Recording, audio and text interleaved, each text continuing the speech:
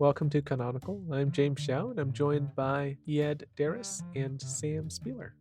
Hello. Hello. Hello, hello. Today we are concluding our discussion of There But For The by Ali Smith. This is the second book in our series on story cycles. If you're joining us for the first time, we are a literary book club on Reddit. That discussion is in the episode description. You can support us and your local bookstore by using our bookshop.org link. That's also in the episode description. And we are on social media at Canonical Pod. Next week, we will begin our next book in the series with a review of The Tsar of Love and Techno by Anthony Marra. We hope you'll join us for that episode as well. Dinner parties are a big part of middle class social life and an even bigger part of fiction. So, this novel, like many other works of fiction, uses one of those parties as a central scene. Now, just broadly speaking, why are these kinds of parties so common in fiction? I think the reason why you see it in fiction is because it's a very easy shortcut for a writer to dramatize a conflict in values. It's a way to get people with different values to talk to each other in a situation that would be very difficult to contrive otherwise. Even more important is it's a locked room. It's a situation where values are at play in the conflict, but values are also at play in the reason why people stay in this conflicted situation. Because leaving the dinner party is as socially awkward as staying at the dinner party. So, for anybody who wants to write kind of a comedy of manners or any sort of a realist observational social satire, is likely going to use this at some point. It's a very common trope. Yeah, in TV, it's like a bottle episode, right? Yeah. I think the other thing that's important, though, is that it is a very middle class thing. It is a way to show a certain kind of social satire of a certain kind of people, because not everybody has the kind of dinner party that we see in this novel. And sometimes fiction uses this conflict between different classes of people to create the tension by itself. So I was thinking of some dinner parties, and the one that came to mind was Americana, the novel that we read for our Nigerian fiction survey last year.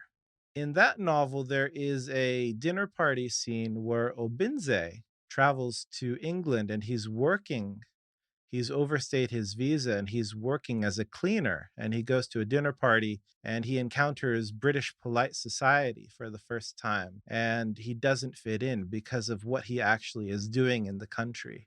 As a working class foreigner, he doesn't feel comfortable, and eventually his situation leaves him with no choice but to be deported from England. There's another one in that book as well. There's a dinner party from her perspective. What is her character's name? Efimelo. Yeah, where she also feels out of place, but for different reasons. She feels slighted by some of the other people there. The reason why I think class is important is because I think that what the novel does is it dramatizes the political actions of a certain class of people, middle class people in Britain. And I think that there is a distinction between the political action available to lower working class people, middle class people, and upper class people. And I'm tempted to read Miles's action in the novel as a very middle class type of action, a type of political action. So, what does it mean? What is he doing? Is it a kind of protest? I didn't read it as a kind of protest because I read the book more broadly as a collection of stories about personal traumas. And I saw it as someone who, for some reason, reached the end of his rope at that dinner party and he had to take a break from society. But I didn't read it as a protest. What I read was the encampment that arose around him became a protest, but that seemed to be something imposed upon his action. I can see that because what he's doing doesn't have to involve other people for his own purposes. Like, he doesn't need to engage with the people who are encamped outside. But why does he then choose to have this kind of 6-month sabbatical from society in a stranger's home? Why does it happen there? Because it seems like a very deliberate transgression. Yeah, the continuation of it is interesting and I'd say unexplained. I don't know why he does it. Just like I don't know why specifically he decides to lock himself in the bedroom in the first place. I feel like, and this is a feeling, not something I can really support, I feel like it is in a way answered by the story at the beginning of the book, which I said in my review that I hated because it was really confusing. But I think that there's something in perhaps how you interpret the story that explains it.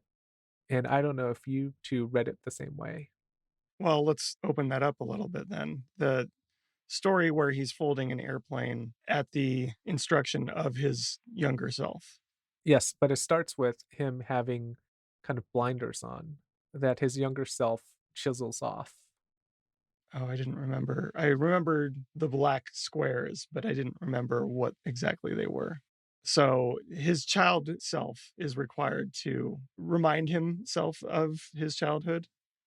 Like I said, I don't think there's a clear meaning here, but I think it doesn't support the idea of it being a protest. Hmm. Because I think that he is ensconced, imprisoned within himself, and then he has a kind of epiphany through I always harp on communication, right? Like, it's this kind of storytelling that he does for himself, where when he relives his childhood through his conversations with Brooke, he comes to an epiphany that is not on the page, but we see the after effect of it, which is that, he writes this metaphorical story where his young 10-year-old self removes whatever that's keeping him from seeing and from speaking. So he's liberated by himself, but his epiphany is not on the page. So this is why I have a hard time seeing it as a protest because I see it as self-actualization. Do we know? I'm asking partly because I don't remember, and partly as part of this conversation. Do we know exactly what happens to Jennifer, his girlfriend, at one point, the girl who dies? May's granddaughter. She Yes. dies at 17. She has like a bad heart, Yeah, right? it's not suicide. No. But is it ever actually explained exactly what happens? I don't remember that, no. Do you think that because that is in the book, is that connected at all to this? Or is it more just the passage of time? Maybe we aren't supposed to know exactly what those blinders represent.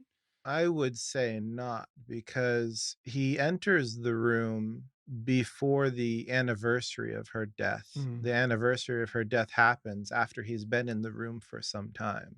So it doesn't seem to be logically connected with that. I think that the removal of the blinders is perhaps him having time to meditate on his past and taking the time to kind of reorientate himself with his values that he had as a younger man. Because when we learn about younger Miles throughout the novel, we see him as a very empathetic and kind person. And the younger Miles helping the older Miles to kind of understand the error of his ways. Maybe not understanding the error of his ways, but rehabilitating him. I do see it though as not a protest meant for the broader public, but I do think it is a political, in a very broad sense, a political action meant for the people that were at the dinner party with him. I think it's meant to mean something to the people who met him. It's meant to mean something to Mark and to Jen. And I think that what's happening in the novel is that people of his class and of his worldview have a very limited set of ways that they can respond to what they see and troubles them in society. In the beginning of the novel, in Anna's story, She meets Brooke, and Brooke asks to go with her to the tunnel, and Anna refuses. And Anna is thinking, well, it's a wicked world. I can't just go off with a child by myself. I can't do that because people would think it's untoward. Or if something happened to this child, who knows how other people would see me. So, when we're confronted with this kind of world that we dislike and these situations that trouble us, how do we as middle class people react to that?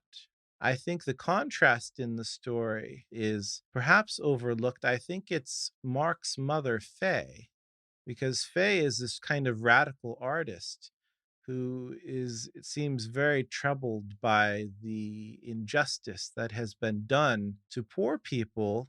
And then she commits suicide, even though she has this young child, Mark.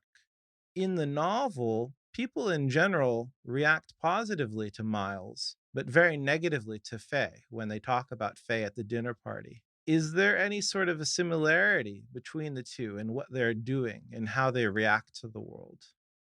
When you say they react negatively to Faye, I remember that the Bayouds speak very positively about her, but it's Richard and I forget his girlfriend's name who are very dismissive of art. Not of her specifically, but of art, right? And Jen too. Yes. But they're also troubled by the fact that she commits suicide when she has a young child. That to me, I think, is the central issue is that Faye sees this world, this quote unquote wicked world, and the way that she can react to it as a radical, somebody who hasn't kind of embodied these middle class values, I think is quite different from the way that somebody like Miles or Mark or the rest of the characters can react to the wickedness of the world. It's hard for me to get on board with this reading because I don't think there's enough evidence for why she commits suicide. I don't know if she's doing it because it's a political statement, right? I don't think we've gotten enough information to say it was. I think the political aspect of her story is not necessarily that she's doing this as a public political action, but rather it's a political action in the context of us reading this novel because we are reading about a certain kind of person from a certain background reacting to the injustices of the world in a certain way. And the way that we understand that reaction, I think it's meant to play against the way that Miles reacts. Because for people of a certain class, they end up finding that they have too much at stake to just leave the world or to risk it all by doing anything too rash.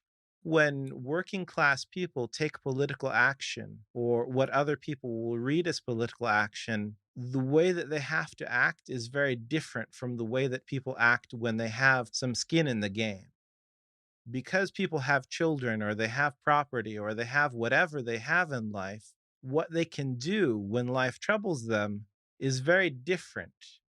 I think you can read it in such a way where you look at it as symbolic, right? But I think you can also read it in a way where you view the suicide as trauma or some kind of undiagnosed depression that she couldn't deal with. We don't know because not much is given to us. I think as much information is given to us about either reading, but I think you could read it that way because Mark himself seems to have a mental break, and there's this link between the two of them. He's probably not schizophrenic, but he keeps on like what is it hallucinating her voice or is her voice just a part of his thought process? Yeah, he's troubled by her memory in some way. Yeah, I don't know how you might understand that, but it seems like mentally he's not completely healthy. He's damaged. And there's enough of a hint there for me to wonder, I mean, is there some kind of mental illness in the family in both of them? And of course, you also have the mental health of Miles. You know, he has to take a break from real life. But I don't know if there's enough in the book for me to conclusively say this is my reading of it. But I think there's some evidence of it.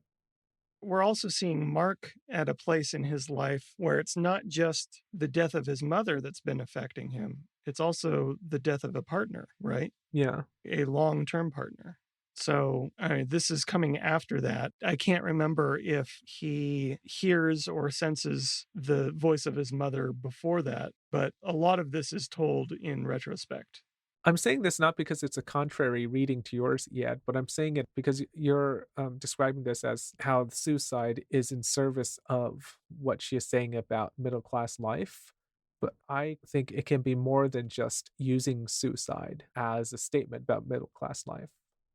I think the reason why I read it this way is because we know very little about her, but what we do know is that she created a series of artworks about a political prisoner who was tortured, and she inserted herself into that depiction. And in the rest of the novel, we see other people suffering from a very similar sort of difficulty relating to the world as they find it. We find it in Mark. We find it in Anna. Anna has difficulty with her job where she is forced to disconnect from the people who are speaking to her, asking for political asylum, and trying to judge whether or not these people who have endured potential suffering are telling the truth or not.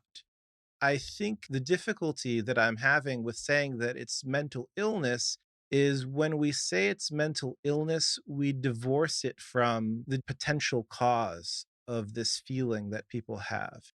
And the cause of the feeling is not just, their neurochemical imbalances, but rather this is their reaction to the world that they live in. And it's the way that they can react to, the Richards of the world, or the people who are being tortured, or the people who are fleeing from torture and fleeing from political violence.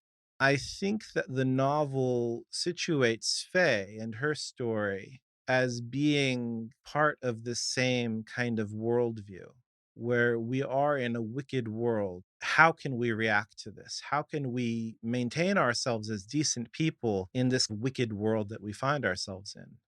Can we see both of those actions as trying to reclaim something of themselves? Where with Faye, it is a little more grotesque because it's suicide. But with Miles, he's kind of put on this heroic pedestal, at least by the people outside, even if they don't understand why he's doing it. And even if we as readers might not fully understand that it's the same kind of action, that it's both trying to reclaim maybe like some kind of agency over their own lives.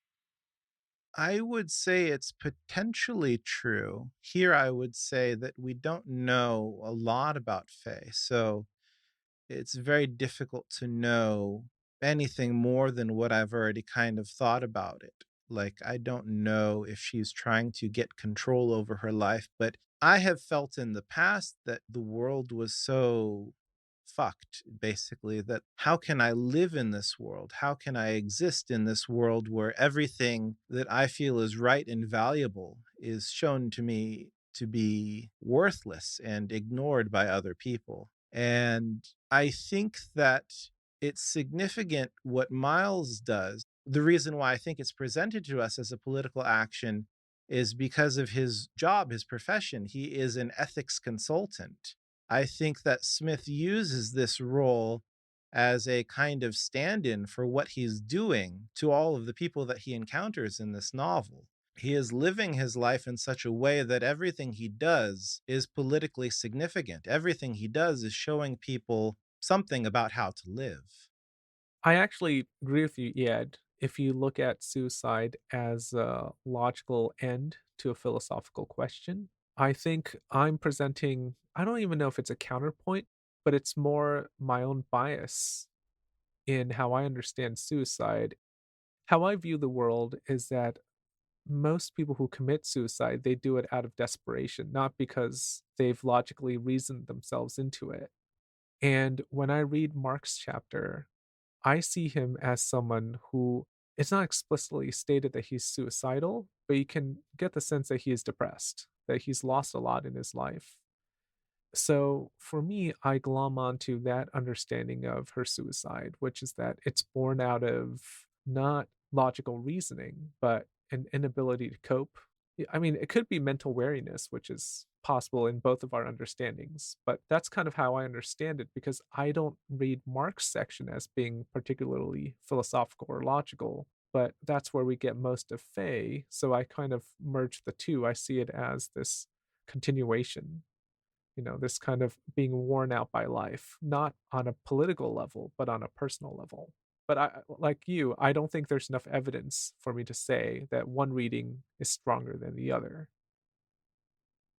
I think the next step then to take would be how we see Miles and his action, because I think for the people in this encampment near their house, they might see who they know as Milo as a hero.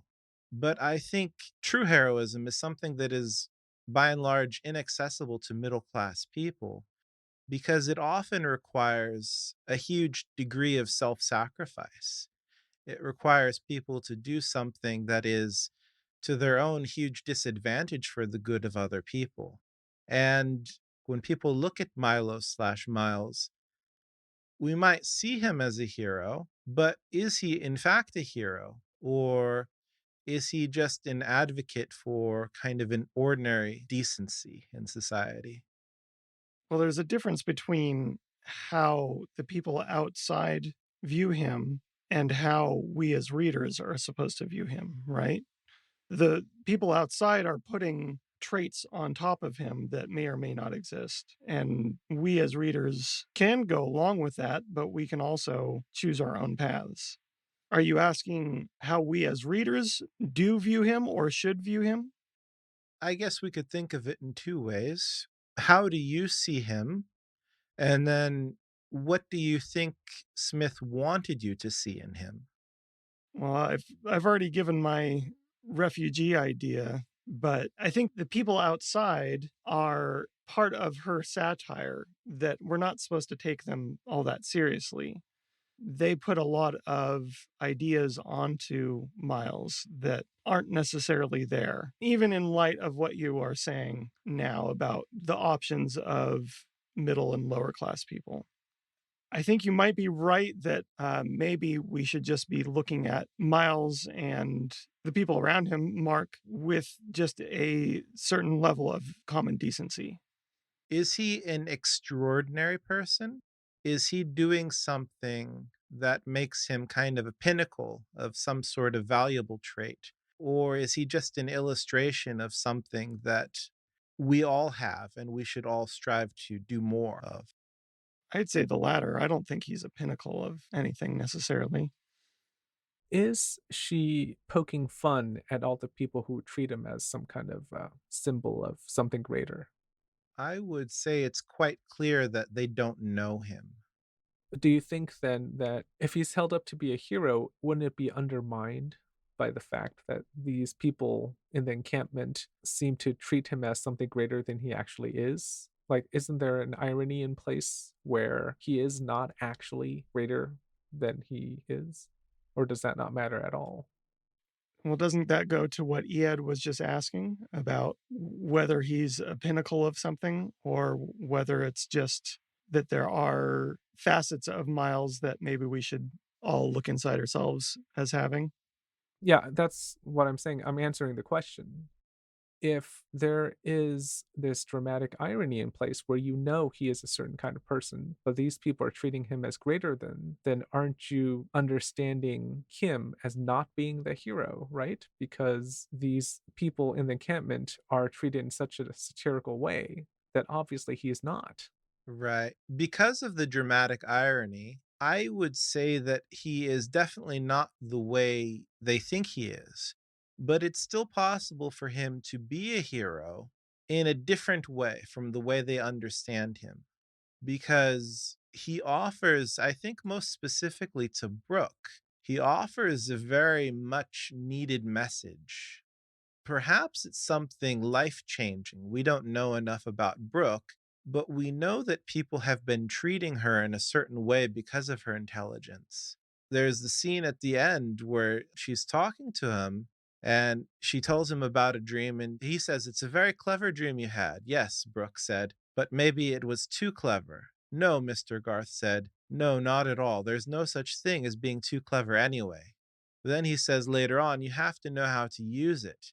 And when you know how to use your cleverness, it's not that you're the cleverest anymore or are doing it to be cleverer than anyone else, like it's a competition. No. Instead of being the cleverest, the thing to do is to become a cleverest With an IST. with an IST. So I think that that's a very powerful message is like whatever advantages you have, you don't use them just to gratify yourself, but you use them towards the betterment of other people around you. Even here, she's using wordplay with the word the versus a, signaling the pinnacle of something, as you pointed out, versus a common trait. Conversation killer. It's not a conversation killer. You've answered the question. Done. No need to talk anymore. Let's take a break. When we come back, we'll talk about who this book is for. We'll be right back.